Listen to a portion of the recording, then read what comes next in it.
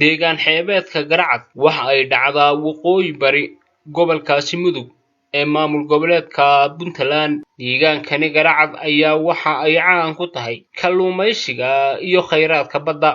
Garacad ayaa waxa ay 208 kiiloomitir u jirtaa magaalada tani Gaalkacyo. Haddaba degmadani Garacad ayaa waxa ka socda mashruuc aad u ballaaran oo ah isku tashi bulsho oo ay garab ka helayaan dawladda Puntland. Mashruucaasi ka socda degmada Garacad ayaa waxa uu yahay in halkaasi laga dhisayo dekad weyn oo aad u ballaaran. Dekadaasina waxa dhismaheeda ka qayb qaadanaya bulshada kala duwan ee deegaanada Puntland iyo gobolkaasi Mudug, iyaga oo maalkooda u huraya sidii ay uga qayb qaadan lahaayeen dhismaha dekadaasi cusub, iyadoo qurbo jooga iyo dadka qulqul jooga ah ee ka soo jeeda deegaankaasi ay maalgashi ballaaran ku sameynayaan sidii dekadaasi loo dhisi lahaa. Marxalado kala duwan ayay soo martay dhismaha dekadaasi Garacad. Shaqada dekada ka socotay waxa ay muujinaysaa sida ay dadweynuhu wax u wada qabsan karaan iyaga oo dala shisheeye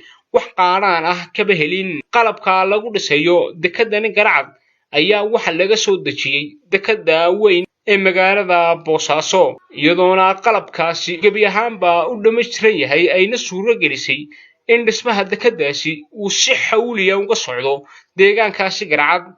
Dadweynaha, ganacsatada, siyaasiyiinta, culimaawoodiinka iyo salaadiintuba waa kuwo isku duuban sidii ay dekadaasina u dhisi lahaayeen. Ay gunta dhiisha isaga xidheen.